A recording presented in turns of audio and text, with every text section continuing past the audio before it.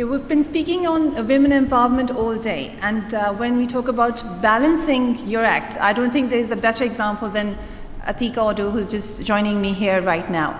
Atiqa, you've been a successful person, not only as an artist, but also you've juggled your family life quite well. That's one side of your personality that fascinates everyone. Tell us more about that. Firstly, I'd like to say a very good afternoon to all the ladies and gentlemen in the audience. Also, referring to my introduction, I think the idea is to wake up the ladies more than the men. So I hope that we achieve that.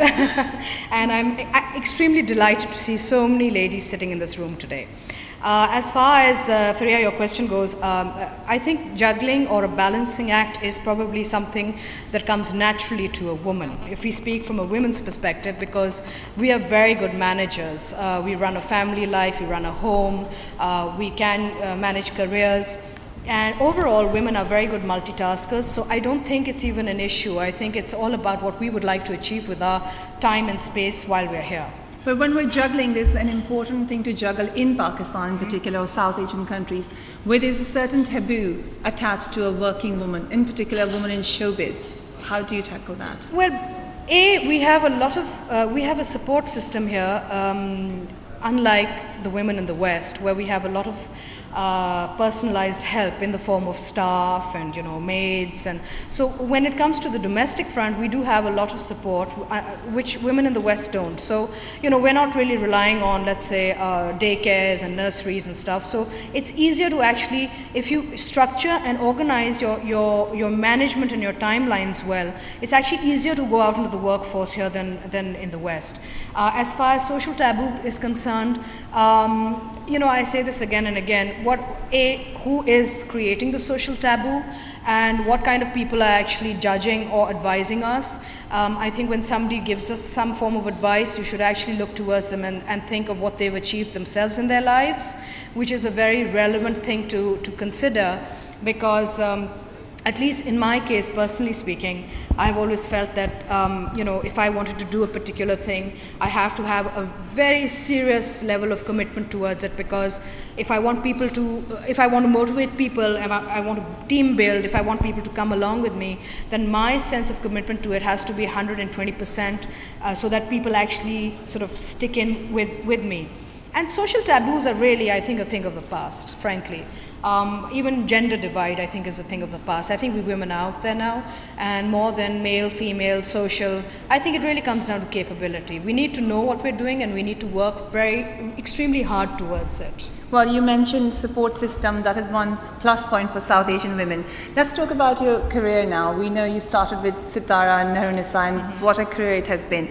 You had a head start in a way, because that became an instant hit, not only because everyone thought you were very beautiful, and which you are, because they also thought you were immensely talented. How has it been after that? I think I've been a very fortunate woman. A lot of things have not been planned.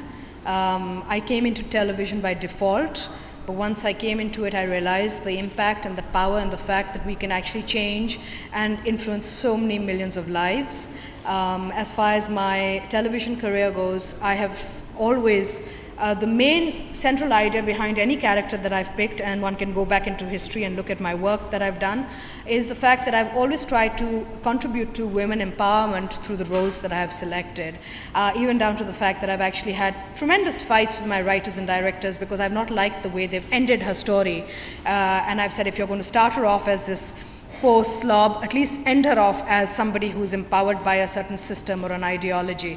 So I've actually utilized my roles in television also in a manner where I felt that we need to, in a country where we have such a high illiteracy rate, a visual medium makes a tremendous impact towards reaching out towards the women of our society and telling them that there are ways out there of helping yourself if you are actually looking at it in sort of a committed manner. But you also started your own business later on. You've got a production house, you've got your own makeup line. Did you face any problems being a woman in the business world? No, I think it's been actually very wonderful, and I think again it comes down to capability. I think the fact that we say that women have it very tough is incorrect, because I think a country like Pakistan has tremendous opportunity for us women. We are very progressive compared to a lot of Muslim countries. And we need to thank ourselves and thank our country, and we need to thank our menfolk, because a lot of my support group has been all the men that have been very supportive towards what I've done. And starting from the men in my family, whether it is my husband or my son or my father, anybody, I think we need to give a lot of credit to the men that live around us and with us. And I always say this, that if you feel that somebody is trying to sort of take away certain value that you can contribute to your society, maybe the person doesn't understand what you're able to do, and you should just continue to sort of aim towards it, and eventually people come on board with you as well. We were having this discussion on media a while ago, and a lot of people now say that Pakistan is the major news source for the world. In particular in Pakistan, we've got too many news channels coming in. Seems like people have a huge appetite for news. But with this splurge in news, has there been an equal increase in entertainment programming in Pakistan? No, I think it's all become about tragedy now, unfortunately. And I think that government has a major role to play in this. I also believe that, and why I keep referring to I is because I can only give a personal perspective. I personally believe that the entertainment industry has to be motivated, it has to be encouraged, and hence we have started to organize. We have a wonderful association now which is called the United Producers Association, which is all about the private sector and safeguarding their rights and their need to set up their own businesses. Not everybody wants to take a job. A lot of our talent would like to actually acquire and run their own businesses, which is their right to do so if they're capable.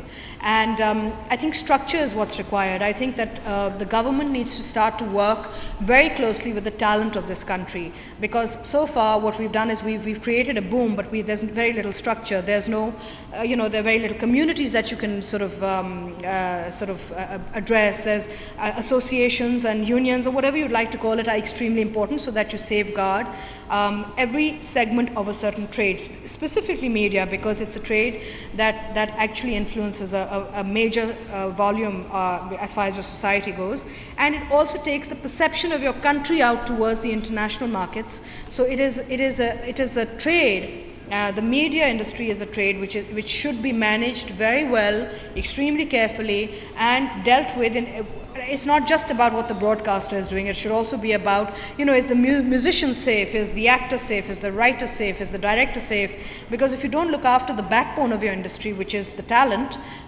you're going to have to compromise somewhere along the line later, I believe. But what about the audience? Don't you think they take news more seriously than entertainment? Well, because it's a habit.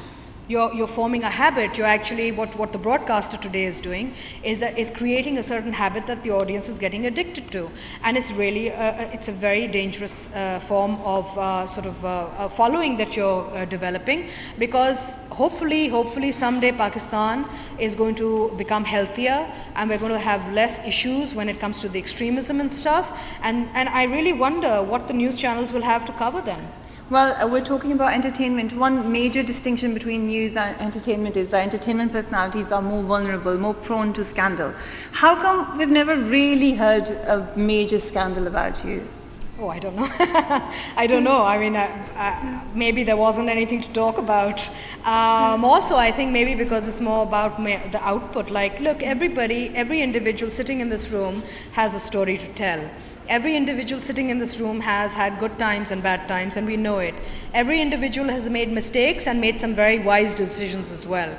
I think really what it comes down to is we need to evolve and mature as a society and stop looking at ourselves like on an individual level as to what we do in our backyard, but also look towards, our capability professionally and what we do as a community, and how, and my God, if we didn't have, different personalities and so much color in society, it would be such a boring world we would be living in. But you speak of mistakes. There must have been some that you've made. Everybody does. I think everybody has made mistakes in their lives, but you learn from them, you don't regret them. But any that you remember in particular you would like to share with the audience? There's so many. There could be professional, there could be personal. You can't specify really. When did you decide to go into business?